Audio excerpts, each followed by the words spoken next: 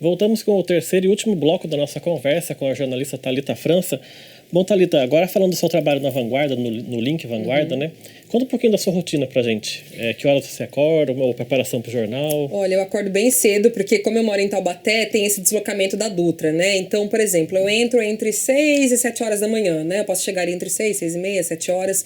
Então, tem dia que eu acordo, por exemplo, às 5, e aí tomo um café ali, tomo banho. Tem uma cachorrinha, Maria Pipoca, que pede carinho todo dia de manhã, não importa a hora que eu acorde, eu tenho que brincar ali com ela, dar um petisco, a gente tem a nossa rotininha. Saio de casa, meia horinha chego, tô em São José dos Campos. Então, quando eu chego, eu vou entender o que está acontecendo no dia. Então, a primeira coisa, eu converso com o pessoal que está fazendo Bom Dia Vanguarda, né? E ali eles já me falam, nossa, tá tendo uma ocorrência assim, assim, assado, para eu já conversar com o editor-chefe do meu jornal pra gente entender como que a gente vai destrinchar aquilo no nosso jornal ao longo do dia, no Link Vanguarda. Porque o Link Vanguarda começa às 11h45. Então, assim, para um factual, né, uma ocorrência que tá tendo em algum lugar às 7, 8 da manhã, a gente tem que pensar como vai trazer novidades, né, dessa notícia ao longo da manhã. Então eu vou ajudando ali o editor-chefe a montar o espelho do jornal, que é tipo o nosso cronograma, assim, o cardápio do dia de notícias, digamos assim. E nisso eu já vou ouvindo o meteorologista, que eu converso com ele todos os dias de manhã, porque ele me passa um resumão de como vai ficar o dia. Eu faço a previsão do tempo no Link Vanguarda, então isso é muito importante para mim também. Já vou checando ali em MET, INPE, tudo em relação ao tempo na nossa região. E aí tem o tempo que eu vou pro camarim. Preciso sempre ir pro camarim. A gente tem a maquiadora lá na TV, eu faço a maquiagem. Inclusive, essa maquiagem foi feita há muito tempo, tá, gente? Desculpa. Ela me maquia cedinho. A gente tem o figurino, que já a gente experimenta. Às vezes não dá tempo de experimentar com antecedência, experimenta ali no dia. A figurinista deixa tudo passadinho, bonitinho. Volto pra redação. Quando eu volto, tá começando a reunião das 9, que é a nossa reunião com toda a equipe do Link Vanguarda, os editores, os apuradores. Então ali a gente vai discutir as notícias do dia. Hoje o assunto do dia é uma operação X que tá tendo da polícia, então a gente vai abrir, o repórter tal vai para lá, então a gente vai pensando, e um vai opinando, mas por que em vez de abrir com, né, em vez de fazer isso, por que a gente não faz isso? Então ali é aquele momento que a gente discute o nosso jornal. E aí acaba a reunião, 20, 30 minutos depois, eu sento, volto para minha mesa e vou ali lendo as pautas, lendo tudo que a gente está tendo de ocorrência, que os nossos apuradores estão pegando na ronda. Eu vou escrevendo os textos das páginas do jornal, escrevo a previsão do tempo, vou conversando com o repórter, às vezes eu ligo pro João, né? Eu faço muita dobradinha com o João. João, você vai falar a previsão do tempo hoje no litoral. Meu bem, o tempo tá assim, assim, assado. Mando para eles as informações pro celular. Então eu vou ajustando as coisas. Quando dá 11 horas, é o horário de gravar uma chamada do jornal, já vou pro estúdio, né? Passo no camarim, coloco a minha roupa, vou pro estúdio, gravo a chamada, daí é o tempo de recolher as coisas, o computador, a caneca, encher de água, já volto pro estúdio de novo, sempre tem que dar uma passadinha no banheiro, né? Porque o jornal é longo, são muitos xixis até ficar tranquila lá no jornal. Aí volta pro estúdio, 11h45 a gente entra no ar. E fica agora, nosso jornal ganhou um pouquinho mais de tempo. Então a gente entra 11h45, fica até mais ou menos 1h10 da tarde, mais ou menos. Aí fico no estúdio todo esse tempo. Aí com o celular na mão, conversando com o repórter, o produtor às vezes mandando informação, fala tal coisa, não sei o que. Então é ali, de olho no computador, né? De olho na câmera, falando com os telespectadores e no celular também. Até 1h10. Acaba o jornal, vou pro camarim, troco de roupa, me destroco, né? E a gente vai pra uma sala de reunião para discutir o jornal do dia. Se foi bom, se não foi, o que foi bacana, o que não foi bacana. E já discutir as pautas do dia seguinte. Então a gente deixa pré-agendado um monte de assunto. Amanhã é dia da doença tal, vamos falar sobre isso. Então a gente planeja. Pode ser que no dia seguinte a gente chegue, né, e mude tudo, tem um monte de ocorrência, mas pelo menos ali uma coisinha a gente já se planeja pro dia seguinte. É isso, eu saio da TV umas 2h30, mais ou menos. E quando você sai na rua, hoje em dia, por conta da sua previsão do tempo, as pessoas perguntam pra você o tal do cavado, né? Muito. Gente, o cavado, ele, não sei, ele entrou na minha vida e ficou. Eu falo, até então a gente não falava sobre cavado na televisão, né? E quando eu comecei a fazer a previsão do tempo, esse meteorologista que eu converso, que é o Gustavo Escobar, do INPE, Cachoeira Paulista, ele foi me falando coisas do tempo e eu falei, poxa, bacana, eu acho que as pessoas têm que saber, a gente tem que saber. Existe um sistema meteorológico que é um sistema de baixa pressão que provoca chuva e ele é mais comum no verão e o nome dele é cavado. Eu vou falar sobre isso. E aí virou uma piada. Onde eu vou, Rodrigo, é impressionante. Às vezes eu tô almoçando, Thalita, sai daqui, você seu cavalo. Ou, Thalita, cadê o cavalo? Estamos precisando de chuva. Então as pessoas me mandam muita mensagem sobre isso. E aí acabou me aproximando mais das pessoas também. Tem muita brincadeirinha nas redes sociais. Eu adoro brincar sobre isso, fazer piada. Mas o mais importante é fazer com que as pessoas entendam o que acontece, né? Por que a gente não pode entender? Não é porque a gente não é cientista, não é pesquisador, que a gente não precisa entender de sistemas meteorológicos. Vamos brincar com isso. Então hoje, você perguntar para um monte de gente aqui no Vale do Paraíba, todo mundo sabe que é cavalo, entendeu? É ótimo, isso eu adoro, é muito bom. E as pessoas cobram, tá? Você falou que ia fazer sol muito. E daí veio... Nossa, não, e puxa minha orelha de verdade, viu? Que eu recebo de mensagem, cadê? Não, e é engraçado, não, é muito engraçado.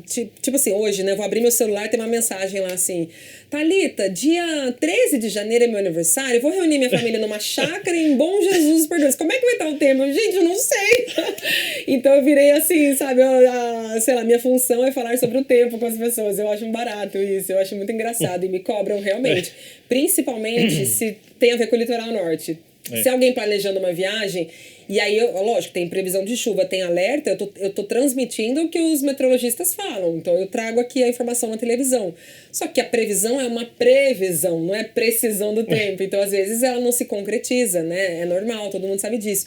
Mas aí já ficaram bravos comigo, já mandaram mensagem brigando, enfim, eu acabo me divertindo, não tem jeito. A gente tem que levar pelo lado engraçado da coisa. A gente falou no bloco passado das reportagens mais marcantes, você falou dessa parte triste, foi São Sebastião, mas também tem as partes alegres, por exemplo, que são as crises de riso que você tem no... Eu já tive muito no meio do jornal. Nossa, é terrível, né? Você já teve crise de riso assim, sabe, numa entrevista? É terrível, vocês não têm noção como é terrível. É a pior coisa. A ponto de eu ficar assim, meu Deus do céu, vou perder meu emprego, meu Deus, eu começo a rezar, pensar em tragédia, sabe, pra poder sair na minha cabeça. Eu tive 3 episódios muito fortes de crise de riso mesmo. Teve um que eu tive que sair, eu fiquei, se não me engano, 28 minutos fora do jornal, porque eu não conseguia voltar. E eu nem me lembro por quê. Normalmente é por besteira, por bastidor, sabe? Alguma coisa nada a ver. Que se eu for contar, nem é tão engraçado. Eu já nem lembro mais, mas não é engraçado. Mas na hora é terrível. Acho que não tem nada pior do que... É igual, eu não sei por quê, né? A gente tenta ao máximo não demonstrar, obviamente, nossos sentimentos pro vídeo. A gente tem que ser a pessoa mais profissional possível. Um jornalista tá ali pra transmitir notícia. Não é pra, né, envolver a pessoa. Mas é igual chorar. Quando a notícia é muito triste, eu quero chorar, o ato de segurar o choro é muito difícil também ali, é terrível.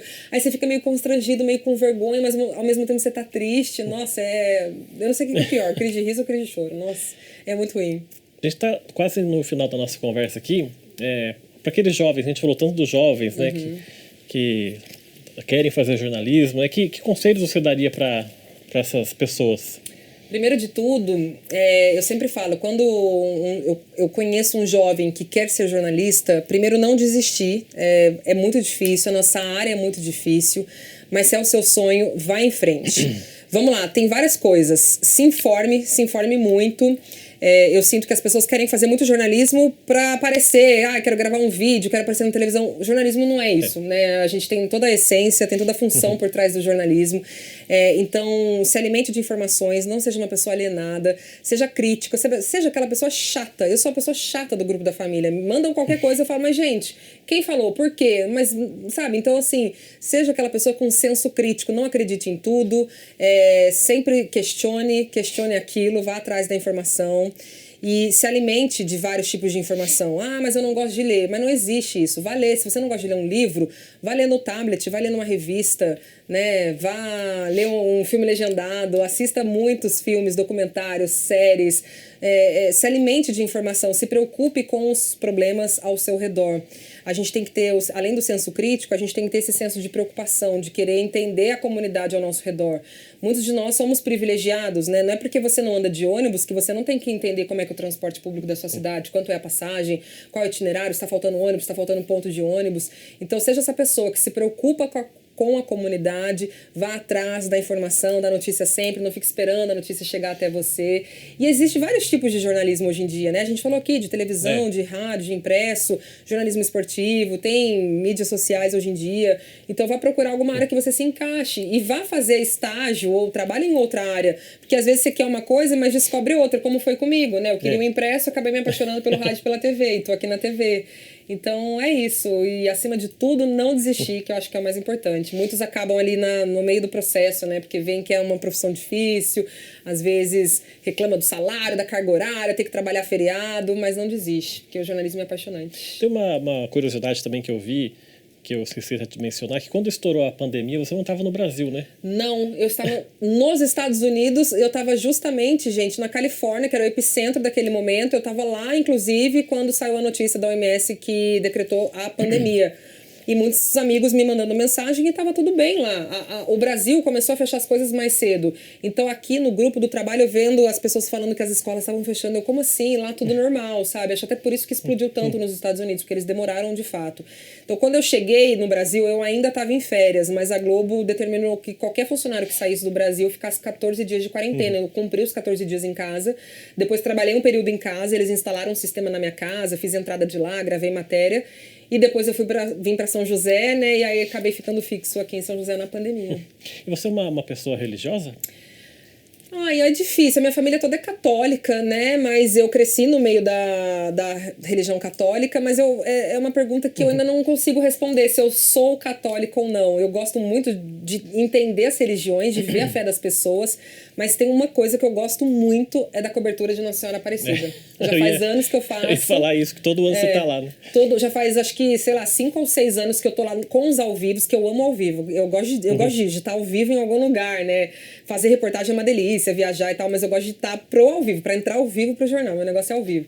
E aí, faz anos já que eu tô na cobertura do ao vivo de Aparecida. E ver a fé das pessoas em Nossa Senhora Aparecida me trouxe um pouco de fé nela também. Então, eu não sei te responder se eu sou católica, mas eu tenho uma fé muito grande por Nossa Senhora Aparecida. É muito curioso isso, né? Eu gosto muito dela também. E de tudo que eu vivi, de tudo que eu vejo de história lá no Santuário Nacional. É, porque lá é impressionante. Gente de todo o país Sim, que vai pra lá, né? É impressionante. E ouvir os relatos das pessoas é uma coisa que só de falar eu já fico emocionada. De ver as histórias de como Nossa Senhora Aparecida transforma a vida das pessoas. Eu acabei tendo esse amor por ela também.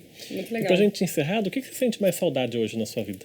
Saudade da minha família, eu acho, assim, família reunida, né, já tive algumas perdas, as avós, os avós que morreram, tio, eu sinto muita falta disso, da gente estar com a família reunida fim de semana, em casa, todo mundo.